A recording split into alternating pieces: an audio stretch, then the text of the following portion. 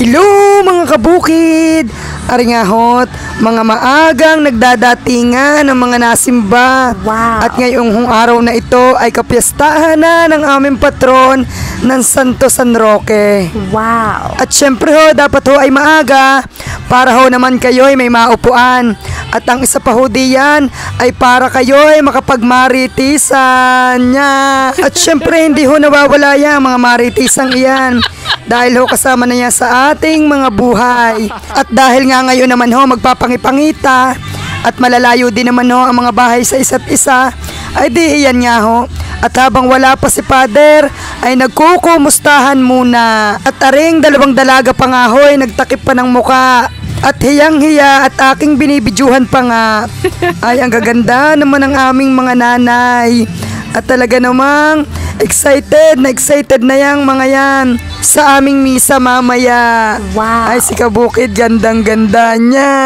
At diyan nga ho ay nagsisimula ng magbasa ang aming kapitana. At salamat naman sa aming butihing kapitana na talaga namang aktive na aktive sa aming chapel.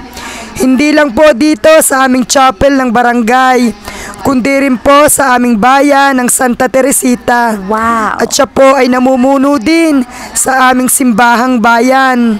At tunay na nakaka-proud po kayo, Ninang Kapitana. Wow. Kay buti nyo po at nakahanda kayo magsilbi, hindi lang po dito sa ating barangay na inyo pong nasasakupan. At diyan po ay nakaka-proud dahil po may 3 server na mga lalaki na talagang handang tumulong at magserbisyo sa ating simbahan.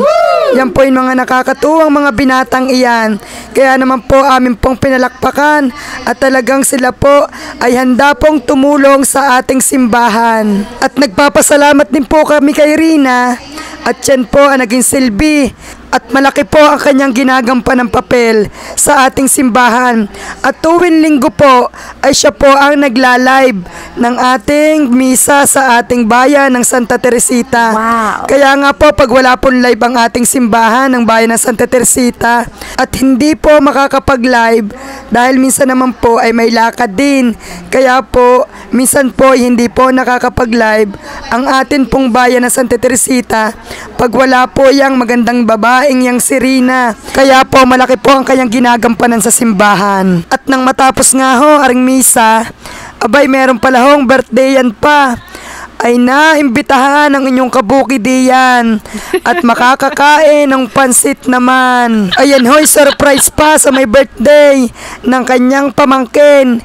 Hindi ho alam na siya ibinili ng pansit diyan. Kaya naman ho takang-taka ang may birthday kung bakit daw ho maraming tao na sa kanila. Ay di ayos nga naman at napagsalu-saluhan din naman niya ang may birthday na si Ate Maming na iyan. Ay di tuwang-tuwa naman sa kanyang pamangkin na si Ate Bibilin. At siya naman daw ay naalala ang pa-birthday yan. Pag uwi ko nga ho din sa bahay, abay, mga nagkukusihan din sa aming likod bahay. Kakoy aba, ay piyestahan niya. At iginigiit pa rin naman kahit naman dinugan. Ay busy ang aking asawa sa pag-aapoy diyan. At ari nga ang aming konsehal din do. At siya ang naglilinis ng mga bitukang iyan. Wow. Kasama niya na si Manong Unat ng paglilinis niyan. Pagbalik ko nga din sa likod abay nakaapoy na nga at nakasalang ng tulyasing iyan. Pagsagaling din naman ang asawa kong yan. Ang sabi ko nga ho diyan, isan mo ga kinuha mga pananggatong mo diyan. Ang sabi sa akin, ala ng baraso na laang diyan sa patabi-tabi diyan. At mamaya ay bibigyan na laang ng bopis at dinugan. Ayan ang at nagayat na nila. At yan, mamaya ay pandinugan. Wow. At yan ang ahot, luto ng bopis. At yan ho ang kanilang inunang lutuin. At yan nga daw ho ay mas madaling lutuin. At may ipang ulam agad iyan. Ayan nga at kami magkakainan na ng tanghalian. Ay di ayos nga naman ang aming pananghalian. At kami kakain na diyan. Wow. Ay di ayos nga naman at nairaos din naman ang aming piyestahan. Ay di nang makakain niya ho ng bopis na iyan ay dinugan naman ang kanilang lulutuin diyan. Wow. At diyan nga ho ay kami nag-umpisa na magprosesyon.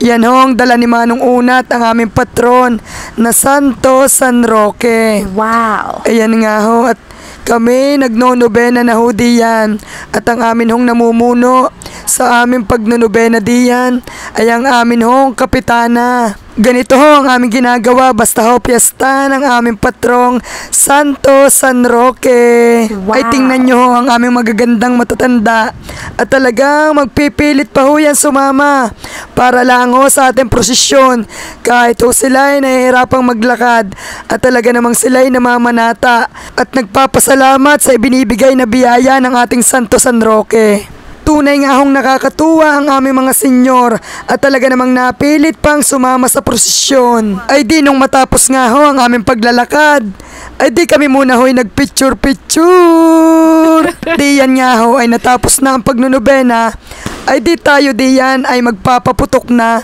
Ayan nga ho ang aming barangay tanod na si Manong Edwin.